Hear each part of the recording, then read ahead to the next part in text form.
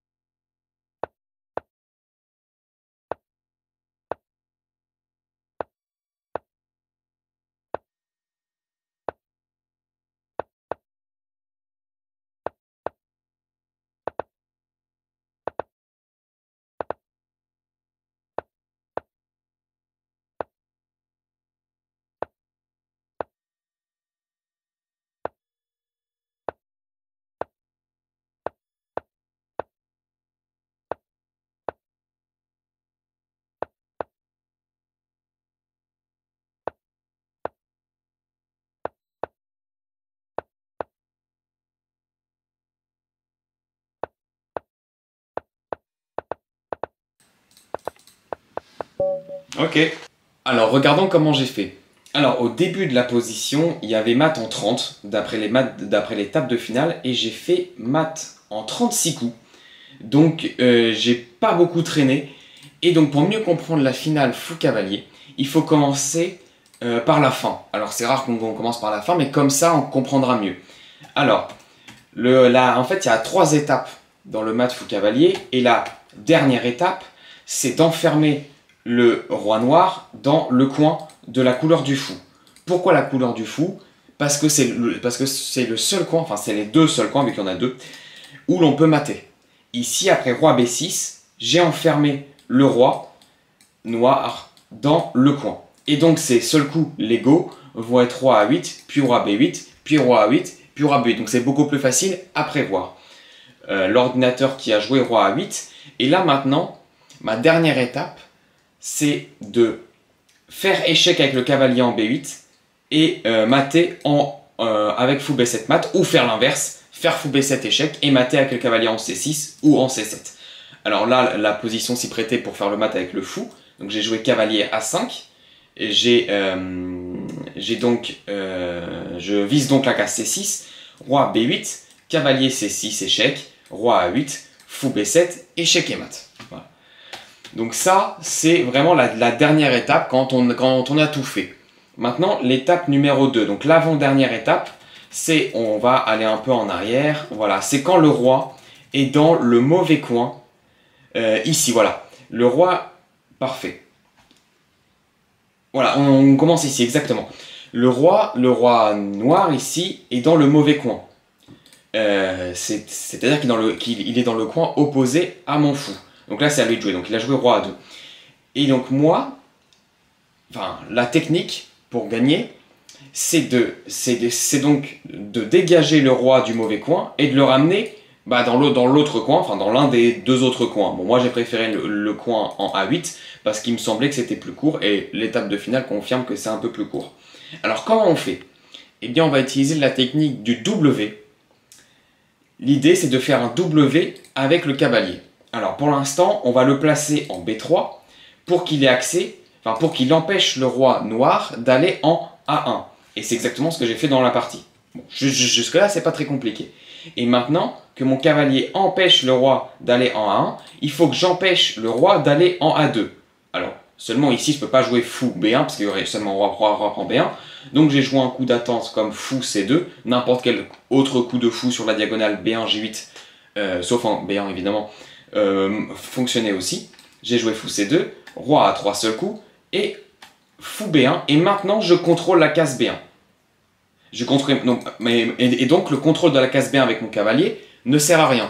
Et c'est là où on va voir l'intérêt de la technique du W. Mon adversaire joue roi A4, cavalier B4, j'entame le W avec mon cavalier. Là, mon adversaire ici a deux coups, mais roi A3 roi A5 a été joué, l'ordial je préférais roi A5, mais roi A3 revient en même, on fait quand même l'échec. Il est obligé d'aller en A4, on fait roi C4 et on va voir que ça va transposer dans la partie. Il a préféré jouer roi A5, j'ai donc joué roi C4. Je pouvais pas jouer cavalier B5 évidemment parce que c'est en prise. Et mon adversaire a joué roi A4, donc j'ai joué cavalier B5, je l'empêche d'aller en A3. Alors, si vous voulez résister un peu plus, normalement c'est roi B6, le coup qui résiste le plus. Il faut sortir de la bande, mais même ça c'est pas si grave, parce qu'on joue quand même cavalier B5. On l'interdit la case A3, mais bon, ça sert un peu à rien maintenant. Mais surtout, on interdit les cases C7 et D6. Le roi contrôle la case D5, et vous voyez venir que s'il joue roi C6, eh bien là il faut être très précis et il faut jouer fou F5. Le cavalier interdit cette case, donc on interdit ces deux cases avec le cavalier. Avec le roi, on interdit ces deux-là, et avec le fou, on interdit celle-là, et donc le roi est obligé de reculer en B6 par exemple. Ici, on peut jouer un coup comme fou E4. On réduit la barrière. Voilà. Et maintenant, soit il revient en A5 et on rejoue roi C5, roi A4, fou C2, échec. Et on voit l'intérêt d'avoir contrôlé la case A3. Et donc, on va réussir à mater parce que ça va transposer. Ou soit il joue roi A6 et là c'est pareil, on joue roi C5, roi A5 et fou C2 et on contrôle la case A4. Ok. Mais l'ordinateur qui a préféré, après roi A4, après roi C4, aller en A4. Bon bah c'est pas grave, je fais cavalier B5, je contrôle la case A3. Il fait roi A5, je joue roi C5. Là il a deux choix, soit roi A6, soit roi A4, mais roi A4 est le plus résistant. Enfin non, les deux sont autant résistants, mais roi A4 demande plus de précision au blanc. On joue donc fou C2, on interdit la case B3 au roi. Il est obligé d'aller en A5. Et maintenant, on continue le W avec cavalier D6. Seul coup, roi A6. Et là, j'ai joué fou A4. J'ai terminé le W parce que si je joue roi C6 et qu'il joue roi A5, cavalier B7 et que je fais pas gaffe, là, l'étape de finale indique déjà qu'il y a plus que la règle des 50 coups va pouvoir permettre de sauver les noirs parce qu'ils peuvent aller en B4. Donc ici, il faut arrêter le W. Et donc moi, ce que je vous propose, c'est de jouer fou A4, de bloquer le roi dans un grand triangle. On avait vu que l'étape 1, c'était de bloquer le roi dans le petit triangle. Et bien là, on le bloque dans le grand triangle. Stockfish qui a joué roi A5. J'ai donc joué fou D7. Tous les autres coups de fou étaient possibles. Hein. Bon, sauf fou B5 parce que ça fait patte. Mais j'ai joué fou D7. Je préfère fou B7 moi pour des raisons pratiques parce que comme ça je gêne pas mon roi, s'il veut aller en C6 c'est plus simple. Seul coup légal roi A6 et là j'ai joué cavalier C4, qui n'est pas, le coup le plus précis, mais en tout cas, je sais que le roi noir ne pourra plus aller en A5, parce que le cavalier doit contrôler les cases opposées au fou. Hein, c'est l'avantage. Et donc maintenant, il est obligé d'aller en B7 ou en A7. Il a choisi roi B7, et là j'ai joué roi D6 pour le forcer. Après roi B8, roi C6, roi A7, fou C8, voilà. Donc tout ça j'avais vu. Et là, il est bloqué dans le petit triangle. Et donc, je sais que je vais le mater, comme on l'a vu, dans l'étape 1. Alors, juste comment j'ai su qu'il allait être bloqué? Tout simplement parce qu'en fait, ici, mon cavalier et mon roi le bloquent déjà totalement. Et le fou va mettre l'échec en C8 et va être protégé par le roi en B5 puis en B6. Si je remonte, c'est ça ce qui s'est passé. Voilà. Et donc ensuite, ça gagne. Alors maintenant, l'étape 3, c'est de réussir à mater au début. Alors, je vais en décevoir certains, mais au début, il n'y a pas de technique particulière. On peut forcer les noirs, évidemment, à aller dans le mauvais coin, mais il n'y a pas de technique particulière. Chacun sa technique. En réalité, il n'y en a pas une meilleure que l'autre. Alors moi, donc, ce que j'aime bien faire, c'est de ramener le roi au début et de mettre mon fou. Alors là, par exemple, là j'aurais dû jouer sûrement fou E4, qui était plus illustratif. Parce qu'en fait, quand je joue fou E4, l'adversaire joue roi E5, roi E3, et vous voyez que le fou et le roi se coordonnent parfaitement, et le roi est obligé de reculer. Et donc si vous aimez bien cette technique, elle est facile. Elle est facile à comprendre, et juste avec le fou, vous allez pouvoir faire reculer le roi. Et quand vous n'y arrivez plus, par exemple, si l'adversaire ici joue roi F6, vous ne pouvez pas jouer fou F5, donc vous ramenez votre cavalier par exemple en F3, vous bloquez les deux cases d'avancée et vous allez continuer à passer.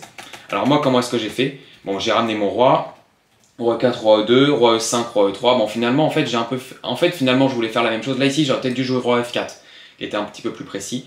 Bref, cavalier F3, je ramène mon roi, cavalier là, je le bloque. Bon, après, l'ordinateur, le truc, c'est qu'il s'y met directement. Et ici, oui, attention à pas jouer roi B3, et ça passe pas parce que ça fait patte. Hein. Là, il faut être un peu précis. Mais du coup, après roi C3, le roi est bloqué est bloqué dans le mauvais coin, donc ça rejoint l'étape 2. Alors, ce que je vous propose maintenant pour finir, c'est que je refasse le mat fou cavalier, mais en expliquant chacun de mes coups. Donc du coup, j'aurai plus de temps, évidemment. Ok, alors pour ce dernier exemple, j'ai décidé de changer la couleur de mon fou pour que vous voyez un peu tous les coins possibles. Et je me suis mis un objectif, 10 minutes pour être bien sûr, en expliquant bien mes coups, pour pas que j'aille trop vite, pour pas que je sois obligé de jouer trop vite par manque de temps. Donc, je commence en ramenant mon roi. Alors évidemment, ok, l'ordinateur qui joue roi D4, et je vais faire la technique du fou plus le roi. En gros, je vais essayer de mettre mon fou en C3, mon roi en C2 pour le forcer à s'en aller. Donc je vais jouer roi C2. Il joue roi D5. Il aurait pu jouer roi C4, mais ici j'aurais sûrement joué roi E3 pour le forcer à s'en aller. Bon, il préfère roi D5. Je vais donc ramener mon roi avec roi D3. Il joue roi E5. Alors là, ce que je remarque, c'est qu'avec le cavalier, je peux lui enlever la case D5 et la case E4. Donc je vais jouer cavalier C3. Peut-être que c'est pas le meilleur coup, mais je le joue quand même. Roi en D6. Mon cavalier contrôle la case D5. Il faut que mon roi avance pour justement aller bloquer les cases d'avancée du roi. Là, mon cavalier bloque, mon roi bloque. Il peut pas, alors, il va se diriger vers le mauvais coin, mais pour être sûr qu'il n'aille pas en D6, je vais donc jouer fou F4.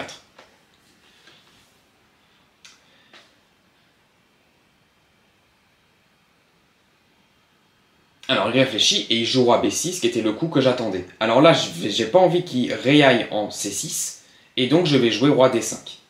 On voit que la barrière, j'ai quand même une belle barrière, j'ai quand même tout ça. Roi en B7. Et donc ici, je vais essayer de lui bloquer la case B6 avec roi C5. Il va donc jouer roi A8 pour faire le pad, j'en suis quasiment certain. Ou alors ici. Ah voilà. Donc là, attention à ne pas aller en B6, ça ferait patte, je vais aller en C6. Il n'a plus que roi B8. Et maintenant, le roi est bloqué sur la bande, donc je vais faire la technique du W avec cavalier D5. Je vais aller en B6 pour le forcer à dégager David. Échec.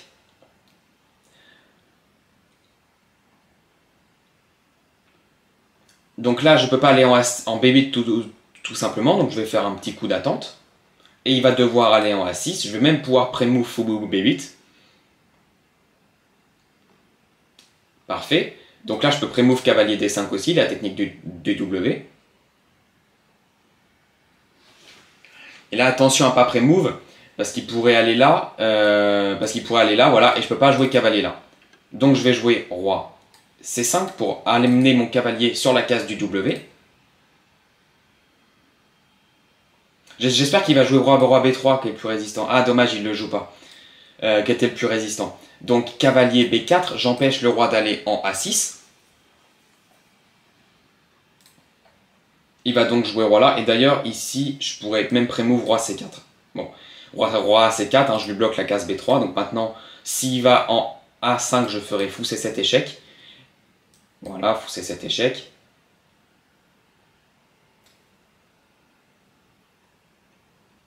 Et je vais d'ailleurs pré-move à continuer mon W. Voilà. Donc maintenant, il va être obligé d'aller en A3. Je vais donc aller en A5. Je l'enferme dans le grand triangle. Voilà. Là, à partir de là, il est enfermé dans le grand triangle. Je vais jouer fou D2 pour éviter de gêner mon roi. Mais il est enfermé dans le grand triangle. On regarde bien toutes mes pièces. Alors, il pourrait encore s'échapper par là. Mais bon, il faudrait vraiment que je fasse vraiment pas attention. Je vais aller en C5 pour lui empêcher d'avoir accès à la case A4. Donc la prison se resserre. Voilà. Je vois que la case C2 n'est pas contrôlée. Je joue donc roi D3. La prison se resserre. La case B2 n'est pas contrôlée. Hop, je vais y venir avec roi C3.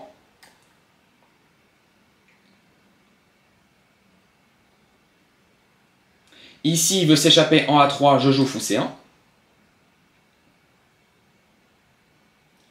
Fou A3, il va jouer roi A2, je vais pré-move roi B4.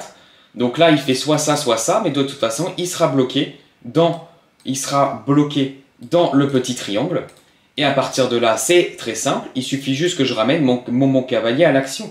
Bon, alors on va quand même essayer d'être propre, on va jouer le mat le plus rapide, bon, c'est pas très compliqué.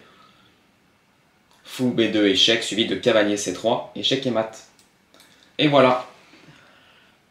En 31 coups. J'espère que la vidéo vous a plu. N'hésitez pas à vous abonner, à commenter, à partager, à lâcher votre plus beau pouce bleu. Et moi je vous dis à jeudi prochain pour une nouvelle vidéo.